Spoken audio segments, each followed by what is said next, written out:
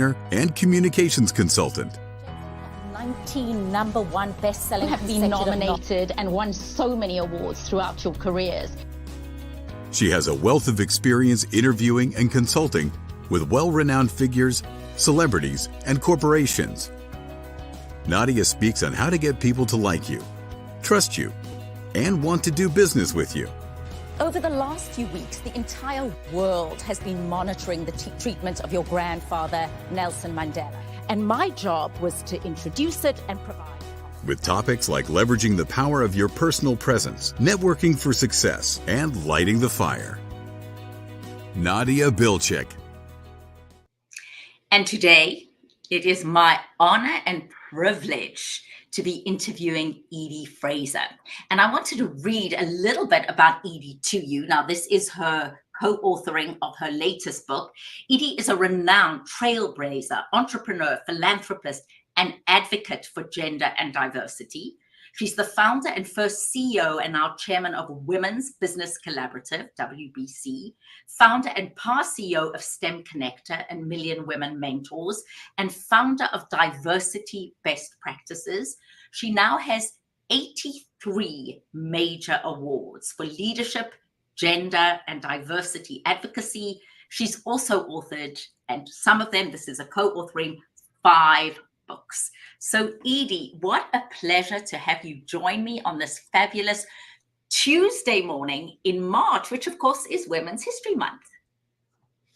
Nadia, what a treat it is to celebrate with you Women's History Month and for all of us to know your incredible career and what we learned from you about communications and to get your message out and build your strengths. So it's just a joy that you are in the book, Women Mean Business, and you are every day teaching us as women to be bold, to be brilliant, and be connected. Now that is Edie for you, because here I am wanting to highlight Edie. And we always say in networking, be a go-giver as much as a go-getter. And Edie just exemplifies being a go-giver.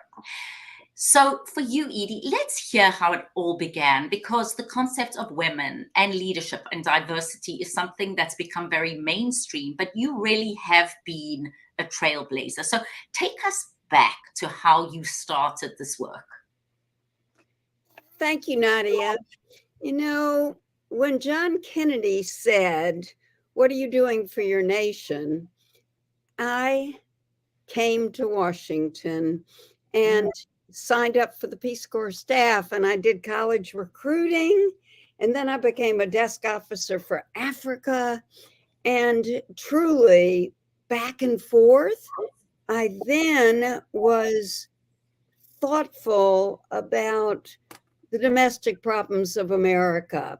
When Bobby Kennedy was shot, when Martin Luther King was shot, I said, why can't we all get engaged and try to understand? So I spent my next 5 years as a consultant for domestic and poverty. And I spent 1 year in 52 cities or communities, from Indian reservations to migrant camps to inner city ghettos, just with a team trying to understand. And we can relate that so much today. I hired the first Black women ever off welfare under a government contract. But then as I moved up and I headed health communications for the government, I then established a PR public affairs firm. And in those days, hardly anybody was active with the U.S. Chamber and others. Today, as we see, we're at about parity for engagement. And I went on through the years, and the sisterhood. I was so proud 42 years ago to be a founder of the Committee of 200. And then organization by organization came together, the National Association of Women's Business Owners in those days, getting entrepreneurs, 5% of contracts was so significant as we founded Women Impacting Public Policy, and then the Women's Business National Council, WeBank, which has grown to be amazing. So then in the corporate world, looking at what we could do to advance women and what we could do with entrepreneurs, what we could do for nonprofit organizations. I was just so pleased to be the first chair, first woman of the World Affairs Council in Washington, D.C., and so much else, but it was always bringing other women and men as great allies with us, and a deep focus on women of color. So then it was so neat to go into executive search with Diversified Search and to really focus on the advancement of women there and women of color. And with that, we spun off STEM Connector. And in those days, I think everyone thought STEM was stem cells. But what we said was, this is our future, and it is today. When we look at AI and we look at cyber and we look at all the trends, we look at those STEM jobs and careers, and 60% of those can be filled by women. So it was building that. And a few years ago, after being deeply involved in the Enterprising Women, now reaching 1 million women entrepreneurs, we built this foundation, the Enterprising Women Foundation. We're now in 18 cities giving back to young women in STEM. And we're going to 30 communities next year, and then being on the board of SCORE for so many years of truly. And today, my husband and I are funding SCORE in 6 communities a year for gender, to get women to be able to compete for contract.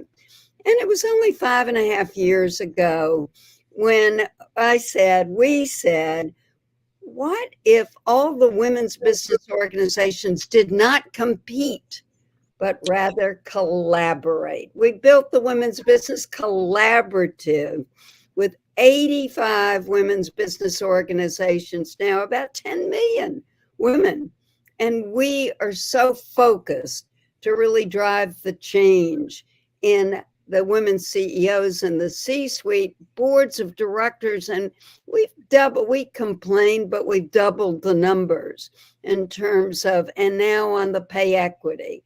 And on entrepreneurs, there's still such a lack of capital going to women. You know, it's only 2%. And we have women of color getting only less than 1%, but we're driving those changes. And we're doing it with a new sisterhood of all of us. And what this book says, what can we do every day to elevate others and to celebrate their impact and success? So, Edie, the reality is you really have an astounding career. And the best, if you're just joining us, I'm talking to Edie Fraser, who is really considered a trailblazer in the area of DEI, women's empowerment. I mean, your resume, your legacy is extraordinary. But Edie, let's take a step back for a moment and talk about challenges. You have done astounding things, but along the way, you speak about, we've done this now. Let's talk about the challenges to get there in what is still remains a fundamentally male-dominated, certainly corporate world, right? We've made great strides. There are women CEOs. You speak about women of color. But let's talk about some of the personal challenges and some of the obstacles that you personally have faced in getting to this point in your life. Thank you, Nadia. None of it's easy, right? I think you and I would always say we take 2 steps forward, but we take 1 step back. But you got to keep going with that persistence in terms of what you can do. So like you're in Atlanta, I grew up in Atlanta, I was president of Westminster, but, I found tremendous anti-Semitism in that era, which still persists today. I went on to Duke, and So not only being a female, you're saying as a Jewish woman, you Right. experienced not only prejudice against you being a woman, prejudice against you being a Jewish woman, so you had to overcome that. Right. But I think what we did, I tell the story sometimes that I couldn't get in the number one popular sorority at Duke because they had a national goal not to let in any women that were Jewish, right? And it was amazing those days. So it was interesting. 5 years, 6 years after I came to Washington, I got a letter from the woman that was head of the sorority and is traced me down and said she had one regret in life, that she didn't fight for what was right, that I was her favorite freshman, and that she did not stand up to national, and she had married somebody Jewish and she was raising her kids, but she was thinking of me. So every day we think of others, and we can go through story after story. So many in the C-suite today are leaving the C-suite because they don't see the opportunity to be CEO. And therefore they're going on corporate boards. Our numbers are going way up on corporate boards. And after George Floyd, we really saw the advent of women of color. That's fallen back too. But let's pause for a moment here. It's just really important, Edie, that we understand this. First of all, the concept of prejudice in general. And one of the things I know you look at in detail and is the concept of unconscious bias, prejudice towards other. And I know part of your work is educating everybody to see the person as an individual.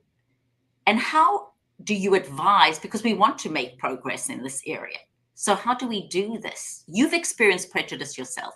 There are so many people joining us today who have experienced prejudice based on background, ethnicity, race, religion, gender. You found a way of dealing with it. What advice and guidance do you give to people who feel they are victims of bias? We must speak out for each other. I think that we are now using the word inclusion as the key word for DEI, and the cultures, best companies, best stock prices are those that are truly including women and women of color. As women go on corporate boards and head up nominating committees, audit committees, et cetera, on boards of directors, we're seeing great progress. But if we don't speak out for the new demographics of America, we said 20 years ago that by 2040, this country, America, was going to be a minority-led country. And already 10 states have minorities as the majorities. There's pushback in that prejudice rather than the recognition that there are workforce, there are consumers, there are marketplace, they are our suppliers. And what a joy it is to be able to advocate for each other, to push them forward, and to never let up in terms of our steadfast efforts to say no more. This is the day for women and women of color. As we end Women's History Month, we need to practice it every day. So I'm curious, and Edie, along your journey, individuals that you've impacted, people who, because of your initiatives, because of Women's Collaborative, because of things you've done, and because of really how you've created a whole different narrative. Are there any individuals that come to mind who go, Edie, because of your work, because you have inspired me to speak up? I'm just curious, who comes to mind, what comes to mind when I say that? Oh, Nadia, I can name 30 people, but out of that, it's so reciprocal, right? It's just so great when we look at, because they're really, we think we mentor, but we get mentored back. And the relationships become so endearing and so important that we become each other's cheerleaders. And is there, there's a woman in WBC that's on our board of directors, Sharon Reynolds, Black entrepreneur out of Nashville. She's got patents now with Morehouse School of Medicine. She's doing amazing things in manufacturing. I take her every day and work with her and I want to see her get to $1 billion. And there's so many others in our sisterhood to give that kind of fierce counsel.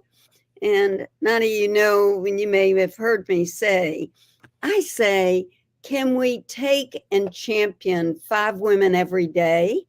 And if so, we may miss a day, but that means that we reach out the next day to more. Because if we all do that, we are really changing this country and the world. One woman at a time, right, Edie? So you've written several books. Let's start with Women Mean Business, the book that you co-authored with Robin Friedman Spiesman and Andy Simon. Let's talk about this book because it's you talk about it not as a book, but as a movement. I'd love to hear what catalyzed this.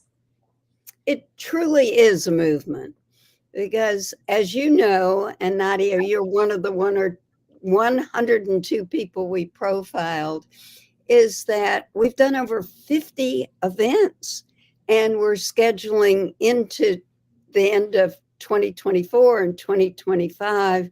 We're just so thrilled to see the companies that are using it to get 5 or 6 speakers for their workforce. Truist Financial out of Atlanta and Carolina is going to have 4,000 people from their business resource groups online.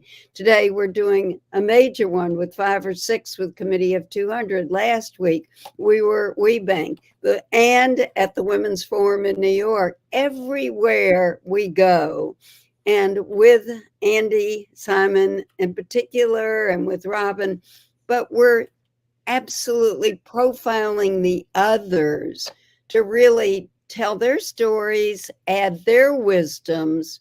I think that as we look at somebody like Cindy Ken in the book, Black woman superstar, but she uses that phrase, soul joy. What gives your soul true joy every day? And is don't take the negative, take the positive. And as I always say, Maya Angelou said, get rid of negative people, put your time with positive people, and propel others forward. So that's what this movement is. It's just extraordinary because we're lighting a fire. As Amanda Gorman, the poet, has said, find that light despite the darkness. And we are finding the light in this book, in this movement, as we continue to schedule events and we continue to highlight what everyone's wisdoms are. We then ask everyone that comes to our event, what are your wisdoms? We did that in Atlanta with IBM with about 120 Black women. We did that everywhere we go. We ask others, what is your wisdom and what are you doing to elevate others? It's so wonderfully set out, this book, by the way. And if you are in HR, you're in professional development, I'll give you contact details for Edie, but it's such a worthwhile discussion because so many women with wonderful wisdom. One of my favorites, Edie, and then I want to really hear yours, Kathy Halou, and her name I need to pronounce correctly, but she always says, and this is one of my favorite wisdoms from the book, She says, instead of waking up in the morning and going, oh my goodness, what do I have to do today? You wake up, and I did it this morning with Edie. I thought, what do I get to do today? Oh, I get to interact with really the legendary, and you are the formidable, amazing Edie Fraser. That's what I get to do today. And there are just so many other simple wisdoms about life and people, and every person that's contributed to the book has put it in a very unique way. But Edie, if your wisdoms, I mean, you have, if people today are watching and listening to us and going, you know, what they're saying is all very well, but I feel stuck. What are Edie Fraser's wisdoms for getting unstuck, for overcoming obstacles? Because the reality is the world right now is what we call VUCA, volatile, uncertain, complex, ambiguous.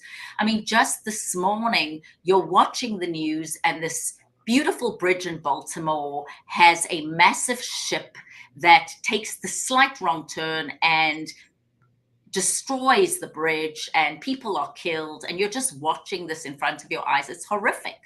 And day to day, there's some kind of horror, whether it's a war in Ukraine or what's going on in the Middle East, in Israel with Hamas, in Gaza. One's watching really difficult things. And what wisdom do you have to all of us for coping? And I say being a proactive influencer versus being a reactive responder.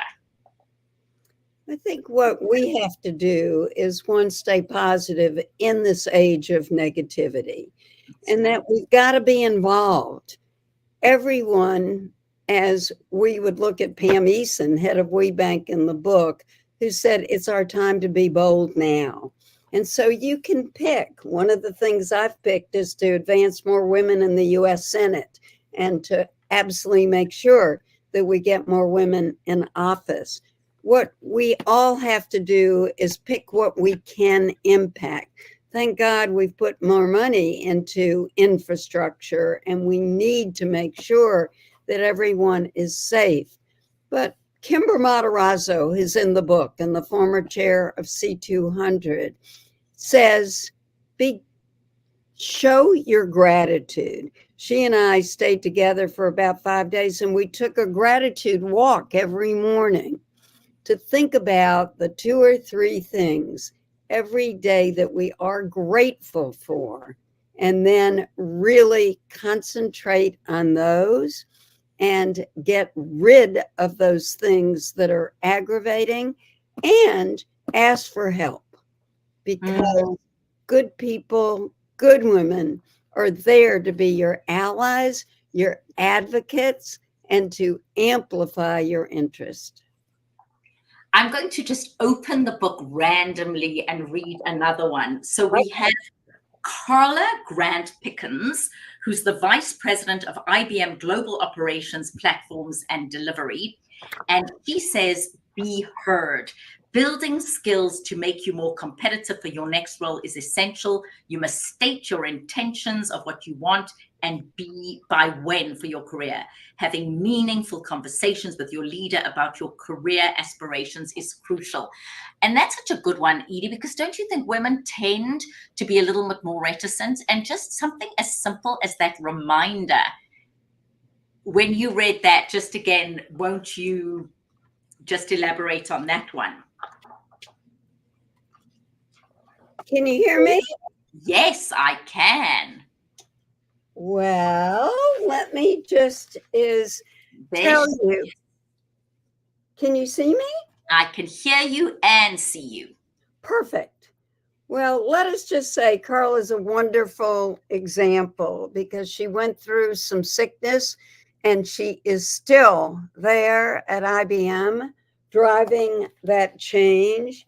And she too has talked about being heard, being seen, being recognized as you grow in your career. She says, get a mentor and be mentored, be an ally. And again, be recognized and know your worth. So those are the samples as you pick other people out of really what is so great and so important as we take this journey together.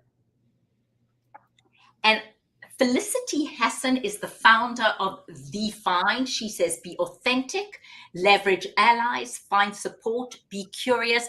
And interesting, she says, stop working so hard.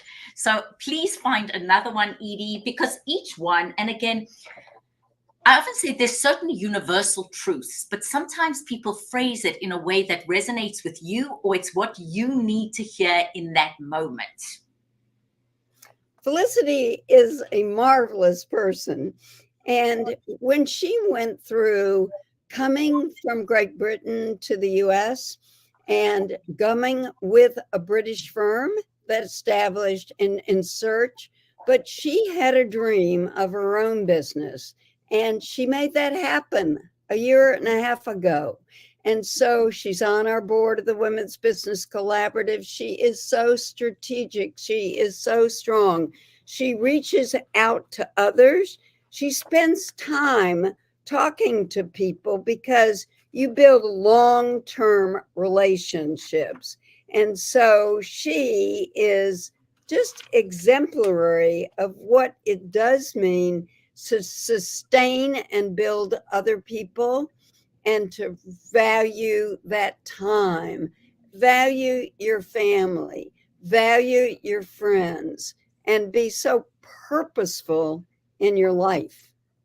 I love that. And I wish we could do this all day, but I'll go to Mia Menz, who's the CEO, C&W Services, a division of Cushman Wakefield.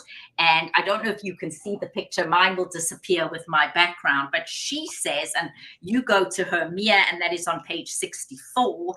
And again, I'll read, she says, leadership is about service. In ascending to a leadership role, you must cultivate servant's heart and understand that leadership is an act of selflessness. Our role is to serve the mission and people. And then please, her 5 wisdoms, Edie. And each person comes with something so unique. You have Claire Sunwoo, who has an apparel company, and just so many. Every time I open it and I read something else, I go, oh, that's so good. So let's go to Mia for a moment. Well, Mia is extraordinary, and it's been fun to 2 companies now. She's at Cushman and Wakefield, but she does talk about a great career requires persistence and grit. And so she cares so much about humanity and authenticity. And she says, basically, the practice of gratefulness that we were just talking about. And then she says, take risk and submit those to the emotional penetration of those moments, right? And when you talk about the Sunwoos, how exciting to see a family that escaped with nothing and have built the Clara Sunwoo Company, because as you see here, there's Clara and Roseanne, yes. Yeah, that you basically make women feel good and spread joy, one woman at a time is what she says, and know that those relationships are key, and is put together your talent, listen to others, and spread joy one woman at a time. I love that. Edie, as we draw to the end of our wonderful, stimulating half hour, for you, you're at a point in your career, and I know you keep thinking, so there's several other books. So let's hear about the other Edie Fraser books. Oh, thank you, Nadia. You know, early on, 25 years ago, I wrote a book called Women Entrepreneurship in America, right? Risk to Riches. You got to take the risk and figure out how to get the riches. You know, it was so fun to think about that. You know, with Robin, we wrote the greatest book called Do Your Giving While You're Living. And that's the epitome of life. So the fact is, everyone thinks about that. For those of us that have been blessed, what are we doing to really give back? And that's time and money. in terms of what we do. In that book, we profiled 65 nonprofits. We kicked it off in the United States Senate, at the National Press Club, at the NASDAQ stock market. It was amazing. And that is clearly, if we live that every day, do your giving while you're living. There are several others, and some of that is just always including others and their wisdoms, because the only way that happiness quotient works is to make sure that you're surrounded by those that you absolutely care about and love. Such a good universal wisdom and a great reminder. So for you in your life right now, I know you're really busy speaking to women's groups. Edie Fraser will give you her contact details. They're happy to come in, speak to business resource groups, hear wisdom from you. What are the things for you that help get you through the day? What are your wisdoms if you were to come up with 5 wisdoms? And it's a great conversation. And it's also, Edie, I love how you're doing it, because people sometimes forget to have a philosophy for their lives. And that's what you're helping them come up with. What is your philosophy for your life? These women have come up with it. What is yours? So I think I think part of that is do your giving while you're living. But I am so grateful for a fabulous husband and family. But my husband has really been there as partner. And I never forget when I was in business and beginning to rise, because you always rise and then you fall back and then you keep rising. You know, someone said to me, what do you want? Limousines that you want to ride around as? Or do you really want partners in life? And when you reflect on that and see what the essence are, there's so many people that we've known that are really unhappy. They may have a lot of money, but they're not happy. And so to build the personal along with the professional, along with the community, and to really achieve that happiness quotient, the joy, the fun, and truly, yes, the love. And that's in your life. So Edie, what's next? What's the next phase? What are you working towards right now? Because one thing I know about you is your mind is always going and you're always thinking about, what can I contribute next? Nadia, we're so pleased with the Women's Business Collaborative because I'm chairman for another year. I was proud to found it. The fact is that bringing all those women together and then participating in all the groups, because I'm still active in at least 8 of those efforts. And every one of those efforts, we're redoubling. The Enterprising Women Foundation, as we've hit 18 communities, we're going to 30 next year. So I think I will stay steadfast in looking at how we get more women senators elected, because we know. So with everything there, it is to make sure that we take time and to continue my entire life to reach out to at least 5 others every day, and to know that we're there for one another as we build, because what a great chain in life.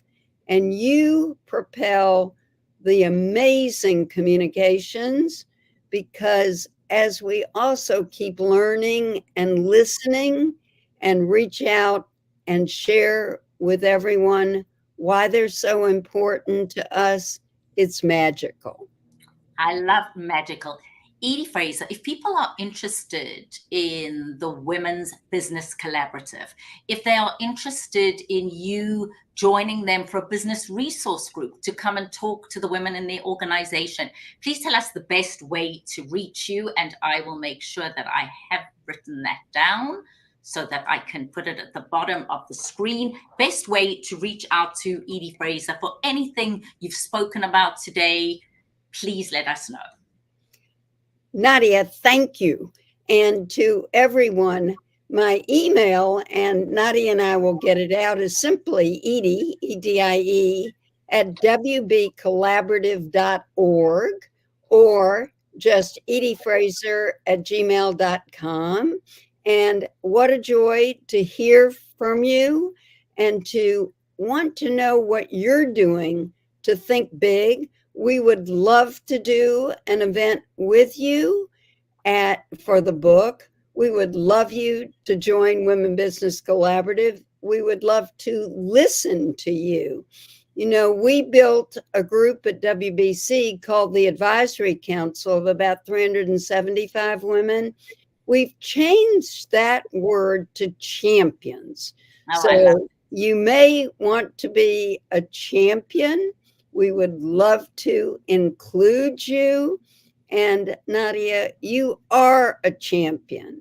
Well, Edie, very humbling coming from you. But the reality is, I think as we end today's conversation, Edie, we all need constant inspiration, because people go through periods in their lives where they just need to hear something in the moment that reaches them and says, right now, this is what I need to hear to move forward.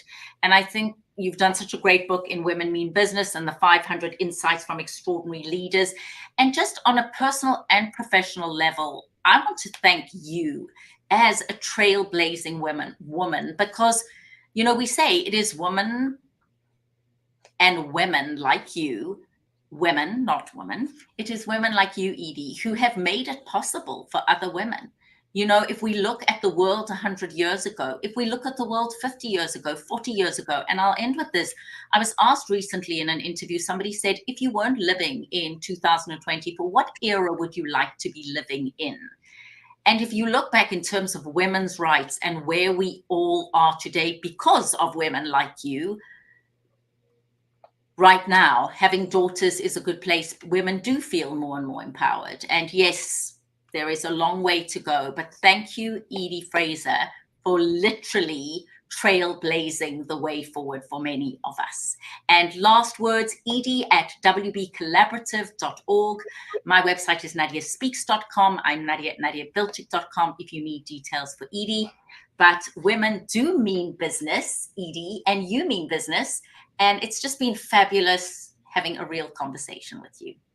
Nadia, thank you. And to us as allies forever, we absolutely are grateful. We're energized by one another, and we need to communicate that with the kind of clarity and compassion that you represent, Nadia. Thank you. And for Women's History Month, I've been talking to trailblazer Edie Fraser, the book Women Mean Business. Thank you so much, Edie, and look forward to many, many more conversations and getting your insight and wisdom. Thank you.